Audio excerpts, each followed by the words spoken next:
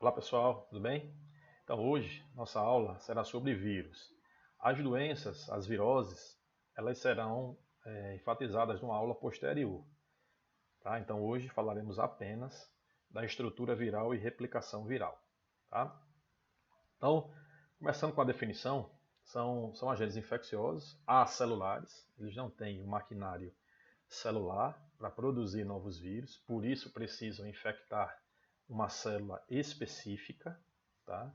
São feitos basicamente de duas estruturas, são as proteínas e o material genético, que pode ser o DNA de fita simples, o DNA de fita dupla, o RNA de fita simples ou o RNA de fita dupla.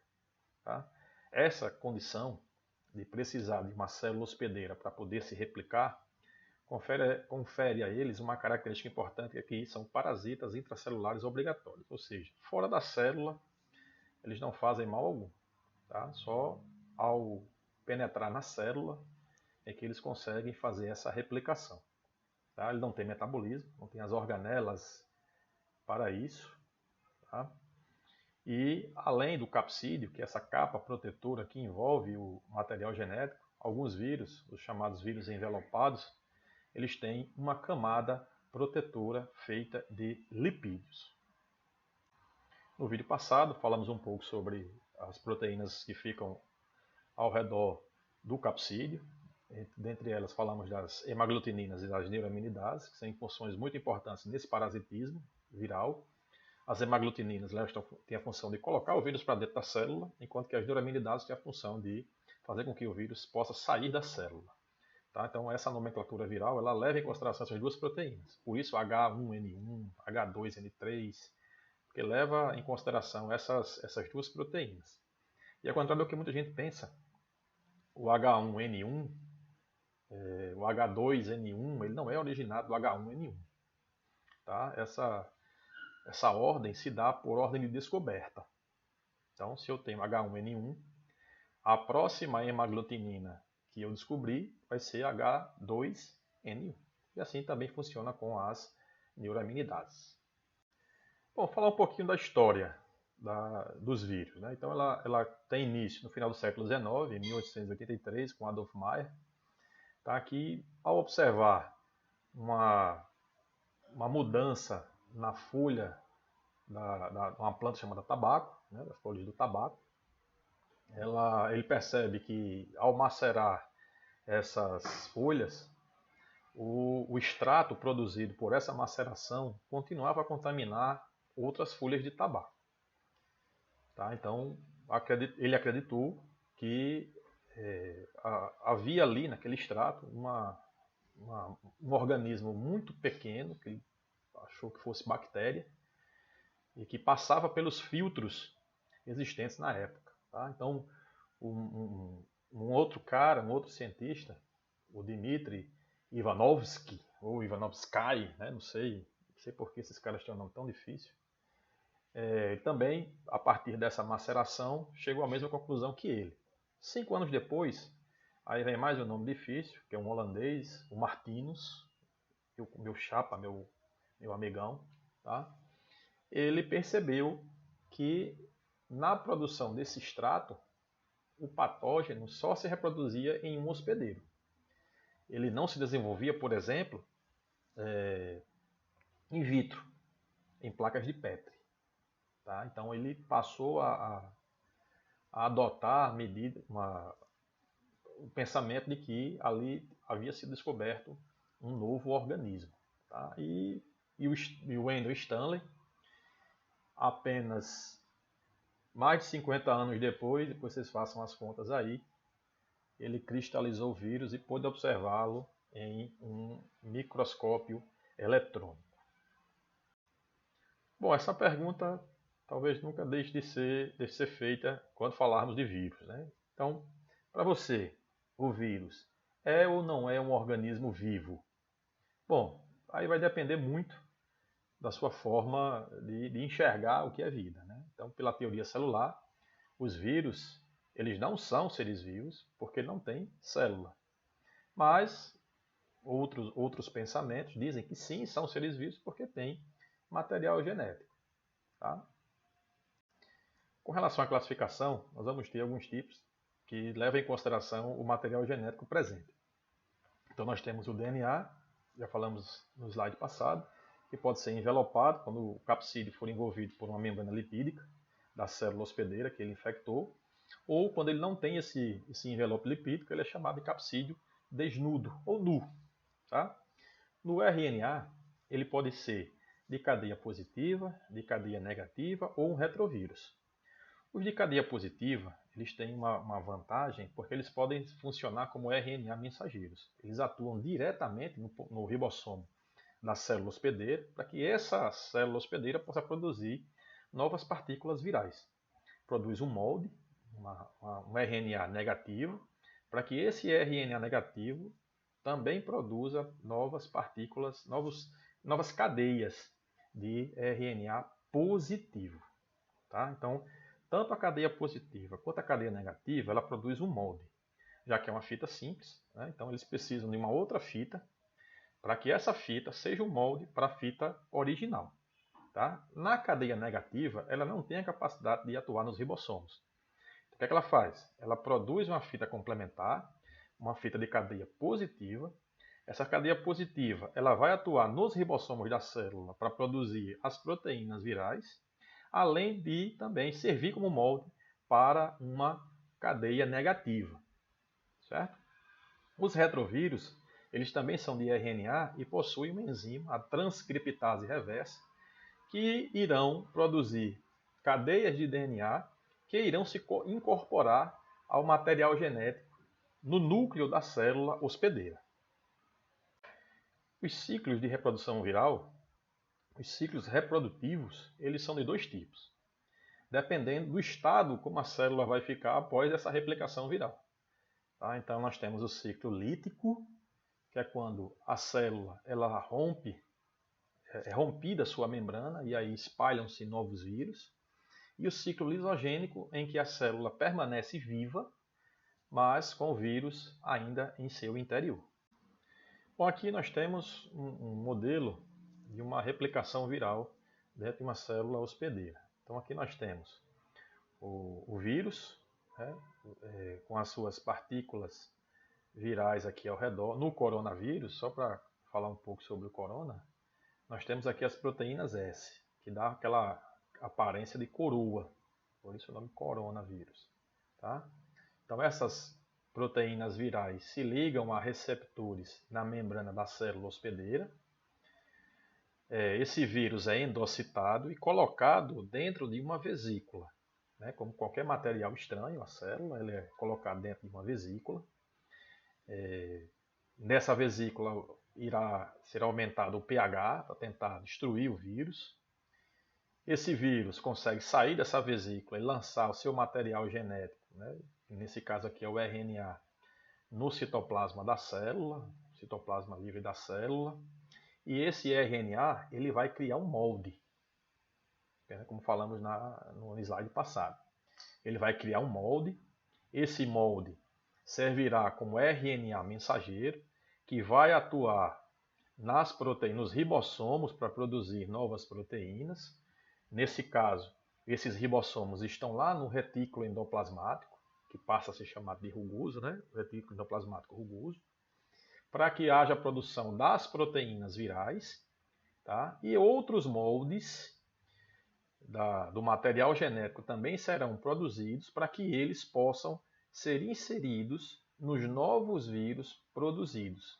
Esse material genético aqui vai ter que ser igual ao material genético deste vírus aqui, tá? Que é o vírus mãe, por exemplo. E aqui são os vírus originados da replicação desse vírus aqui. Então, esses vírus, ao saírem, eles levam uma parte da membrana, tá, da célula, por isso o nome envelope. São envelopados com essa gordura, com esse lipídio da célula. Tá? E essa característica, essa composição viral, ela é importante para quando esse vírus aqui infectar uma nova célula, essa membrana lipídica se funda com a membrana da célula seguinte. Tá bom? Bom, falar um pouquinho só do ciclo lítico. Tá? Esse ciclo lítico, vocês já sabem, ele mata a célula, porque acontece a lise da membrana e aí a liberação de novos vírus. Tá? Então, o vírus ele injeta seu material genético, faz com que a célula produza as proteínas virais, essas proteínas virais formam novos vírus e aí são tantos vírus que a célula estoura, liberando mais vírus para infectar novas células. Né? Então, as bactérias, assim como nós, elas também têm estrutura de defesa. Quando ela faz a mutação, algumas estruturas dessa mutação favorecem a defesa que essa célula tem, né, que a bactéria tem para se proteger dos vírus. Tá? Então, algumas enzimas são criadas nessas mutações para que não haja a replicação viral. Tá? Okay? Então aqui nós temos uma comparação entre o ciclo lítico e o ciclo lisogênico. No ciclo lítico, há o rompimento da membrana, como já foi dito, inserção do material genético viral na bactéria, produz mais vírus, e esses vírus são liberados a partir da lise da membrana da célula hospedeira. No ciclo lisogênico, a inserção do material genético viral no DNA da célula hospedeira não causa a sua morte. Tá? Quando essa célula se dividir, ela levará o material genético do vírus para as suas células filhas. Tá? Bom, você pode estar se perguntando se há alguma vantagem no ciclo lisogênico.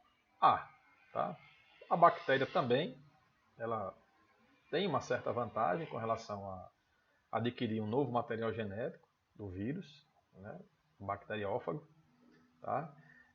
Porque elas passam a se tornar imunes a bacteriófagos da mesma espécie, cerca de, eu acho que são 7 ou 9 tipos de bacteriófagos. Então, quando uma bactéria ela se associa a uma espécie de bacteriófagos, ela fica imune àquele tipo de bacteriófago.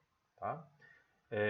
Essa associação com DNA viral também pode trazer características novas, como a toxina na bactéria, a toxina botulínica do Clostridium, que é codificada a partir de um gene de bacteriófago, tá? De um prófago.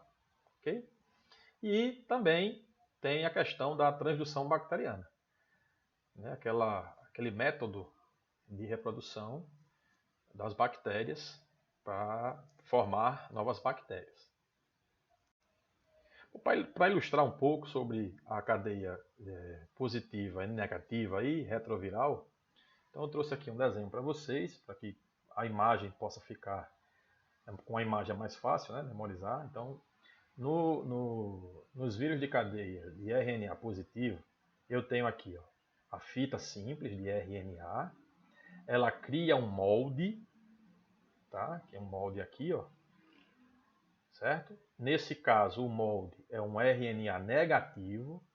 Lembre-se, começou com RNA positivo, de cadeia positiva, e esse RNA de cadeia positiva, ele precisa fazer um molde para que possa produzir uma outra partícula idêntica a essa de RNA positivo. Então ele produz um RNA negativo, tá? Tá aqui o RNA negativo. Esse RNA negativo, ele vai ter a função de produzir mais RNA positivo, tá? E esses RNAs positivos, além de entrar na composição de mais vírus, eles vão atuar na síntese das proteínas virais. Tá? Então, cadeia positiva, molde negativo, para produzir mais cadeia positiva e assim síntese de proteínas virais e composição de novos vírus de cadeia positiva. Os de cadeia negativa, eles vão também criar um molde, já que eles não têm a função de funcionar como RNA mensageiro, eles vão produzir uma cadeia positiva. Lembrem-se que aqui, a cadeia positiva, ela tem a capacidade de atuar nos ribossomos da célula e o R negativo não. Então, para isso, ele é esperto, vai produzir o RNA positivo para que esse RNA positivo atue na síntese proteica e também atue como molde para mais RNA negativo. Tá? E esse RNA negativo entra na composição de novos vírus de cadeia negativa. Tá? O retrovírus ele funciona de uma forma bem diferente, porque ao invés dos seus antecessores aqui, né, na explicação, eles vão, a partir de uma molécula de RNA, produzir uma molécula de DNA, a partir de uma enzima em seu interior, chamada transcriptase reversa. Alguns retrovirais atuam inibindo a ação dessa enzima, certo? Retrovirais, por exemplo, alguns coquetéis que combatem o vírus HIV. Tá? Então, esse DNA, que agora foi produzido a partir de um molde de RNA, tá? Ele vai produzir mais RNA viral para que esse RNA viral produza as proteínas. Então, tudo tem uma finalidade, tudo tem um objetivo, que é produzir esse RNA para que ele tenha função de RNA mensageiro e atue nos ribossomos da célula, para que a célula possa entender que proteínas ela vai produzir para entrar na composição de novos vírus. Bom, os vírus são parasitas bastante eficientes. Eles procuram infectar da melhor maneira possível, a partir de dispersões como jatos de espirro, de tosse, na fala, tá? Secreções como um todo, e conseguem sobreviver fora do corpo, fora da célula, por um determinado tempo, dependendo do tipo de vírus. Tá? Então, quando eles chegam a um organismo, eles vão ter que ultrapassar barreiras de proteção natural do corpo. A pele, por exemplo.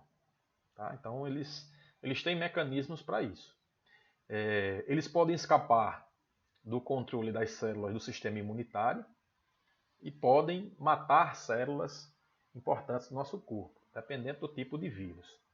Certo? Um outro mecanismo da patogênese viral é desencadear uma resposta imune muito forte. Que essa resposta imune inflamatória ela vai debilitar ainda mais o organismo para que o vírus consiga produzir mais e mais vírus para a sua futura infecção. Tá?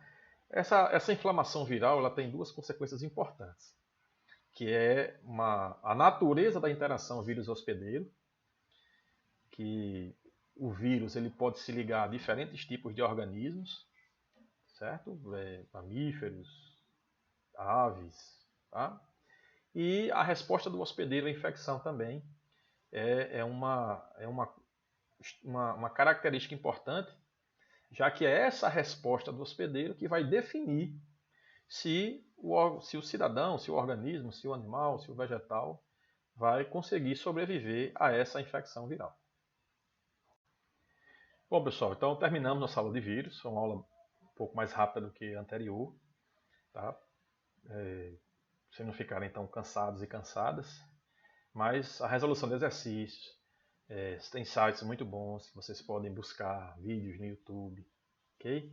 Se gostou, você se inscreve aqui, ativa esse sininho aí, que eu nem sabia para que servia, mas coloca aí o sininho para ativar, para quando tiver um vídeo novo, vocês possam ser notificados. Tá? Então fica fácil a comunicação entre nós. Comente, diga aí o que foi que você achou. Pode perguntar também aqui nos comentários. Tá? Que semanalmente faremos essas mesmas aulas, elas serão gravadas. E em outras aulas nós faremos as famosas lives. Tá? Eu não vou querer competir com o pessoal do sertanejo nem do forró, mas nós vamos tentar fazer um horário diferente para que vocês possam aproveitar todas as nuances aí da quarentena, certo? Então, se inscreva, comente e ative aí as notificações. Um abraço.